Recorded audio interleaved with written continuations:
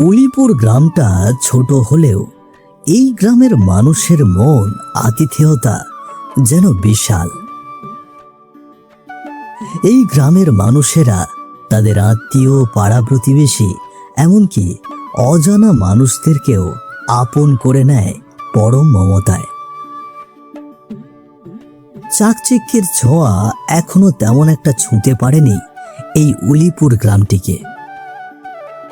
আর তাই তো গ্রামের রাস্তাঘাট, বাড়িঘর তেমন একটা উন্নতি হয়নি এখনো। এমনকি গ্রামের রাস্তা ধরে মাইলের পর মাইল হাঁটলেও কোনো দোকানপাটের দেখা মিলবে না। কৃষি নির্ভর গ্রামটিতে যেন ধান, ভুট্টা, গম, আখ এইসব চাষই একমাত্র আয়ের উৎস। গ্রামের একমাত্র ধনী ব্যক্তি হিসেবে গ্রামের মোড়ল অমলবাবুকে সকলেই চেনেন এবং গ্রামের মানুষের যত আবদার যেন এই লোকটির কাছেই থাকে। অমলবাবুও যেন তাদের এসব আবদারকে উপভোগ করেন পরম তৃপ্তিতে।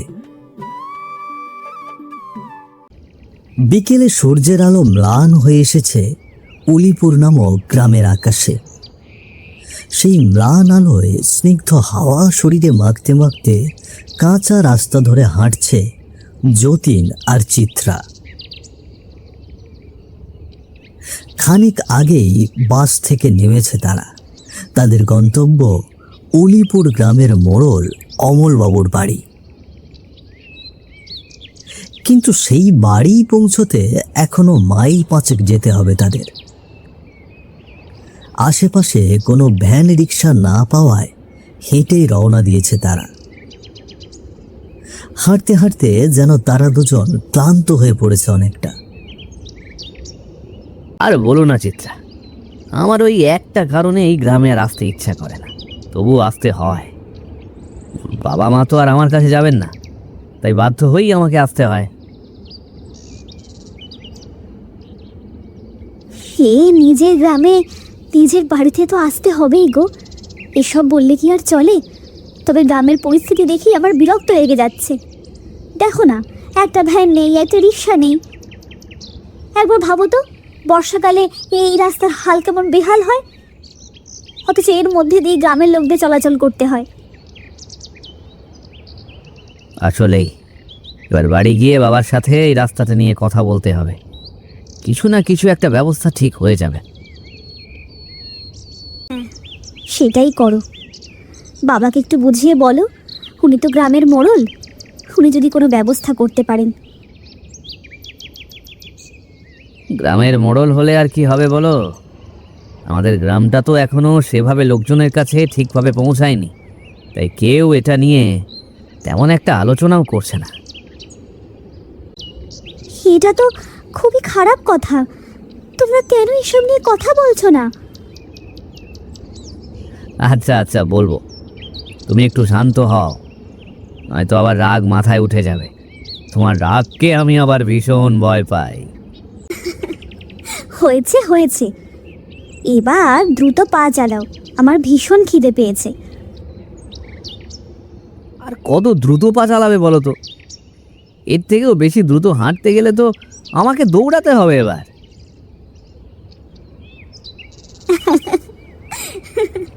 আচ্ছা বাবা, আচ্ছা, যেভাবে হাঁটছিলে এতক্ষণ সেভাবেই হাঁটো।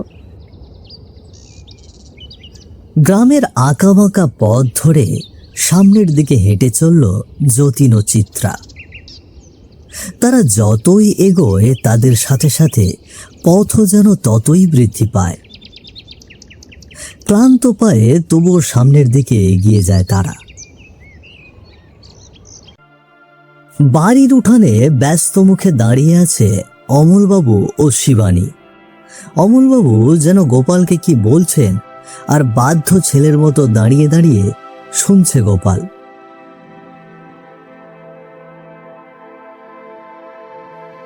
কয়েক মাস পর বাড়ির ছেলে ও বউ আসছে, তাদের জন্যই যেন যত আয়োজন।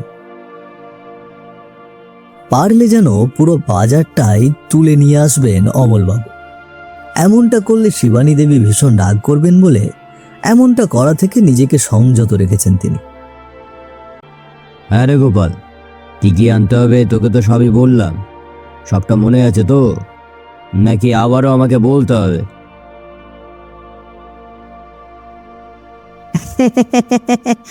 আগে কর্তা মশাই, সব মনে আছে। বেশ কয়েকবারই তো বললেন, মনে না রেখে উপায় আছে বলুন? তারপরও তো দেখবো আসল জিনিসগুলি আনতে ভুলে গেছিস। মানে ভুল হয়ে যায় কর্তা, কি করব বলুন? অশিক্ষিত মানুষ কি আর এত কিছু মনে রাখতে পারে? হয়েছে হয়েছে, বুঝেছি। এবার তুই যা, শিগগির যাবি আর শিগগির ফিরে আসবি, বুঝলি? আগে কর্তা, এই যাব আর এই আসবো, আপনি কোনো চিন্তা করবেন না। অমলবাবুর পাশে দাঁড়িয়ে দাঁড়িয়ে এতক্ষণ ধরে অমলবাবু ও গোপালের কথা শুনছিল শিবানী। এরপর যেন আর চুপ থাকতে পারলেন না তিনি। বলি কি, গোপালকে বাজারে না পাঠিয়ে বাজারের লোকগুলোকেই বলো না, তারাই বাড়িতে এসে তাদের ভারের সমস্ত জিনিস রেখে যাক।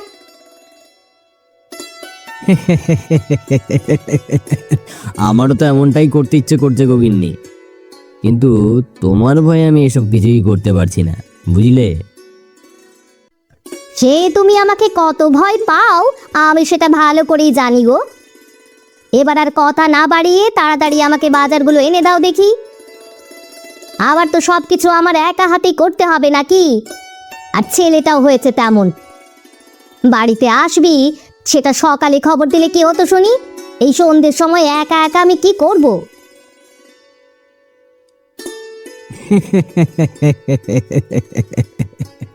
তুমি এত চিন্তা করো না গিন্নি, আমি আর গোপাল তোমার হাতে হাতে সবটা করে দেবো।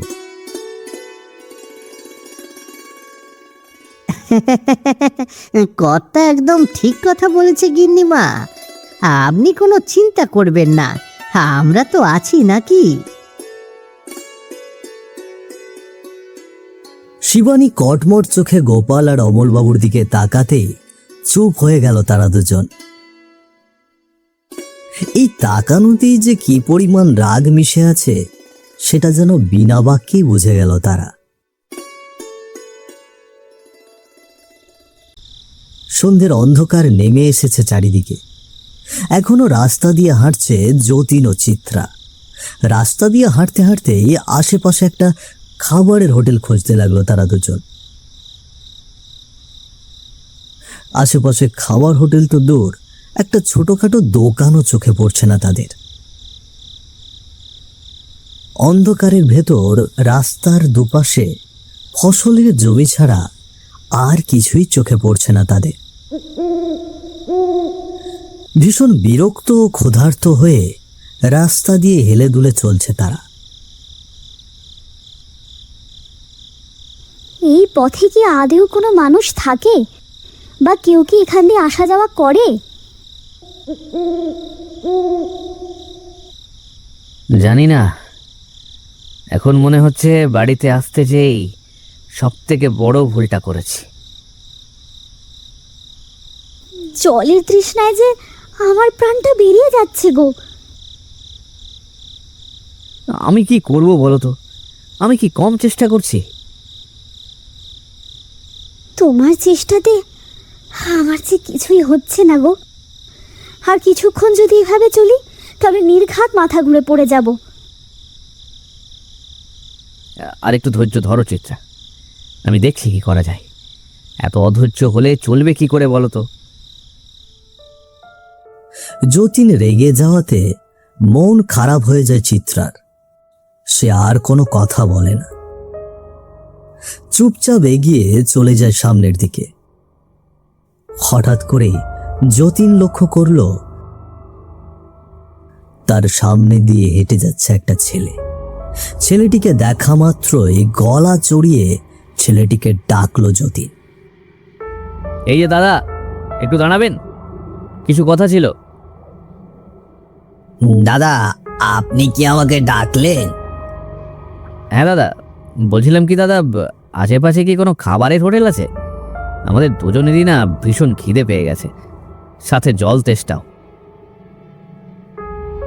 আরে দাদা, আমাদের নিজেরই তো একটা হোটেল আছে, এই একটু সামনে এগিয়ে গিয়ে পেয়ে যাবেন। আমাদের একটু নিয়ে চলুন না দাদা।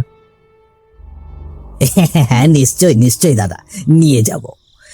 তা দাদা, আপনারা কোত্থেকে আসছেন বলুন তো, আর যাবেনই বা কোথায়?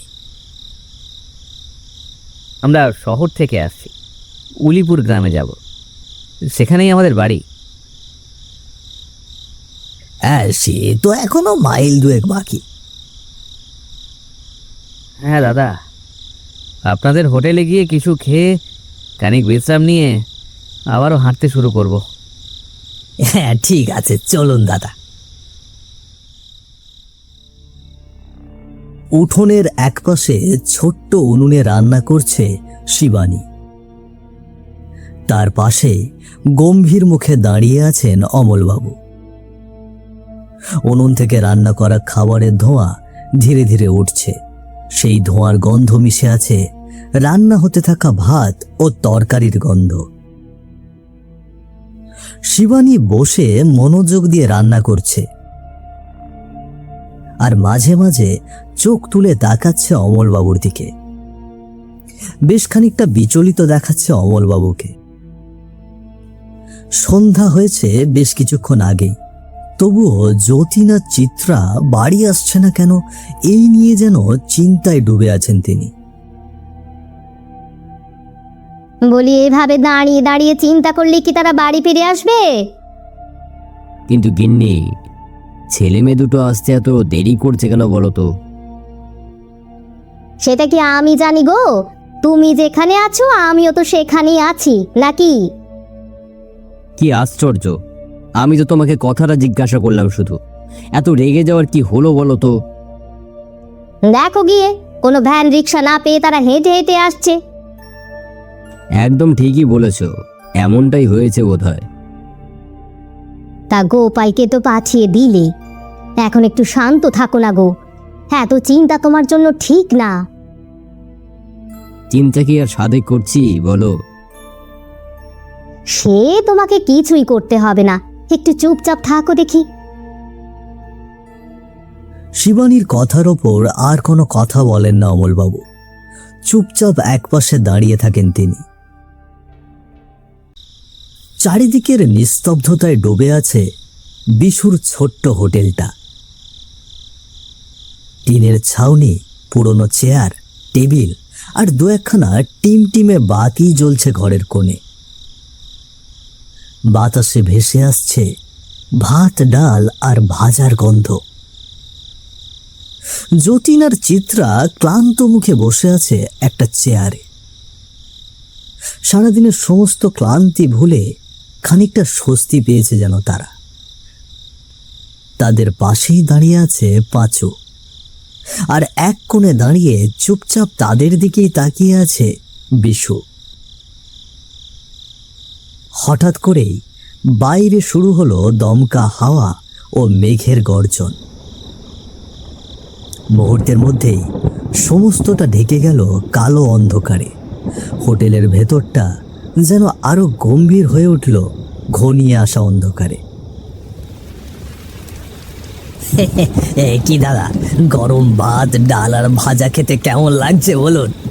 পেটের ভেতরটা শান্ত হয়েছে তো? পেট তো শান্ত হলো দাদা, কিন্তু বাইরের এই ঝড় তো মনের অশান্তির সৃষ্টি করলো। আমিও তো সেটাই ভাবছি। এই ঝড় দেখে তো মনে হচ্ছে না এখন থামবে বলে। কিভাবে বাড়ি যাব বলো তো?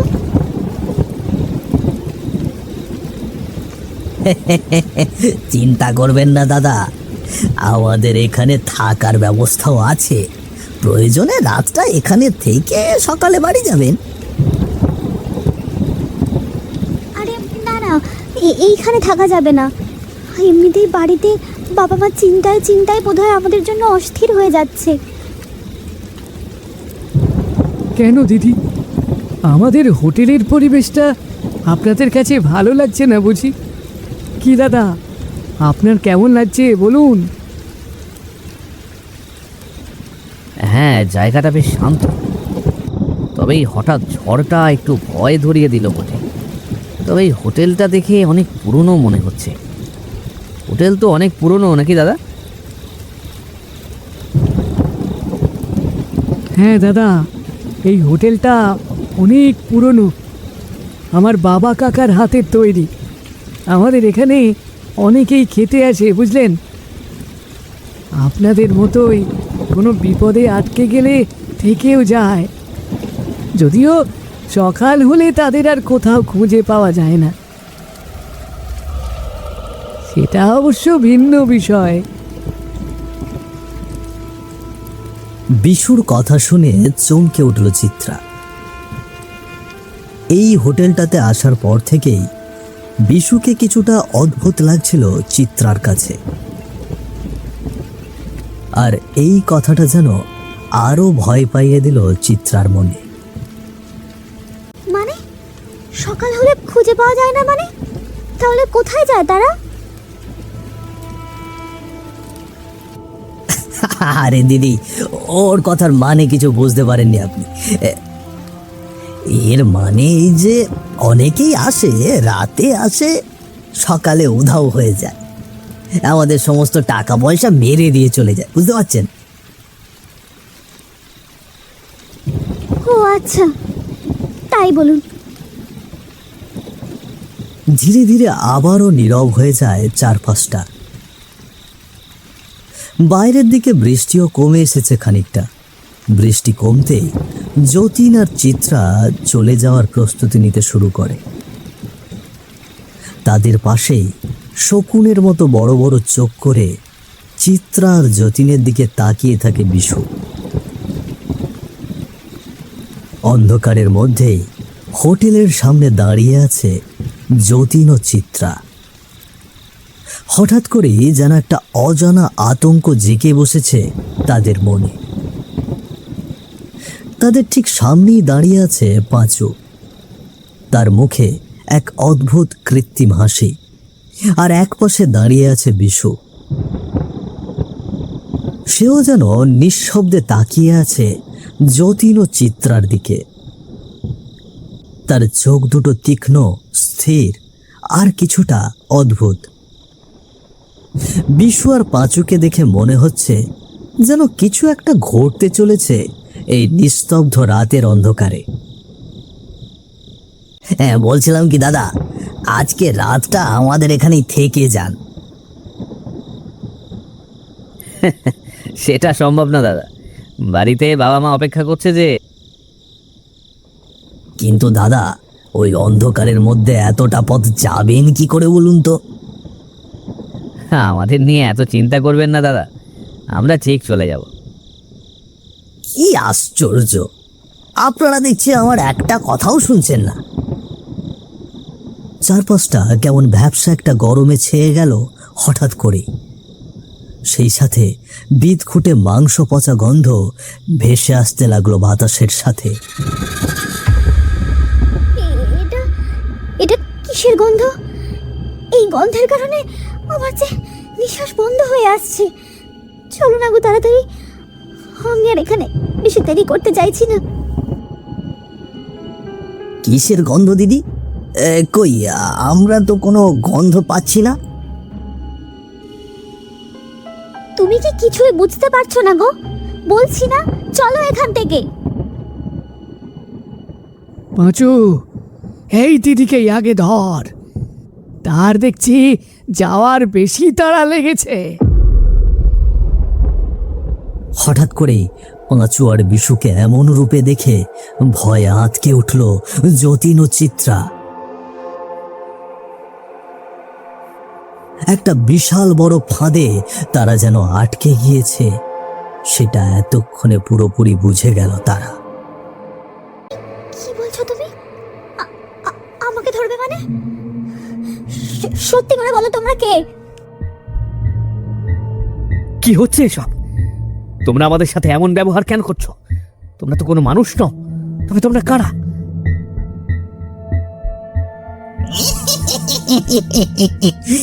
আমরা কোনো মানুষ নই রে, আমরা হলাম ভূত। এতক্ষণ তোরা আমাদের হোটেলে খেয়ে প্রাণ জুড়িয়ে ফেলেছিস, এখন তার দাম হিসেবে আমরা তোদের খাবো।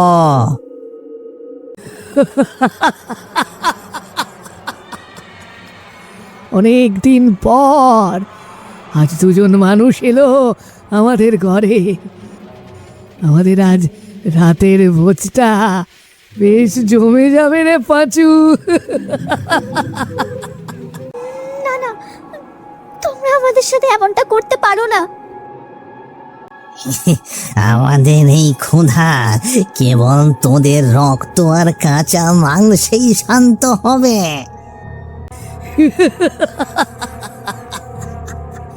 মাংস খাবো, মাংস, কাঁচা কাঁচা মাংস।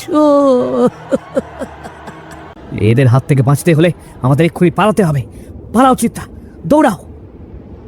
পালিয়ে লাভ নেই রে, এই হোটেলে যারা আসে তারা আর কখনোই ফিরে যায় না। আজ তোরাও যেতে পারবি না। আরো ভয়ঙ্কর আর হিংস্রভাবে যতীন ও চিত্রাকে ধরতে আসে পাঁচু ও বিশু। নিজেদের জীবন বাঁচাতে আর কোনো উপায় না পেয়ে বাঁচাও বাঁচাও বলে চিৎকার করতে করতে সামনের দিকে দৌড়তে শুরু করে যতীন ও চিত্রা। বাঁচাও, কে আছো, আমাদের বাঁচাও। কে কোথায় আছো? আমাদের বাঁচাও।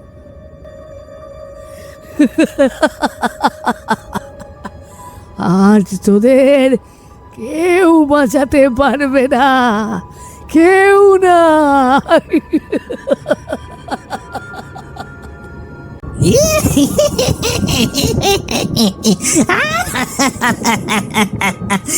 আজ তোদের কেউ বাঁচাতে পারবে না। চারিদিকে মেঘের গর্জন আর বজ্রপাতের আলোয় ভেসে উঠল বিশু আর পাঁচুর বিকৃত মুখ। যতীন আর চিত্রা প্রাণপণে দৌড়চ্ছে সামনের দিকে। তাদের এই দৌড় তখনই শেষ হবে যখন তারা একটা নিরাপদ স্থানে গিয়ে পৌঁছতে পারবে।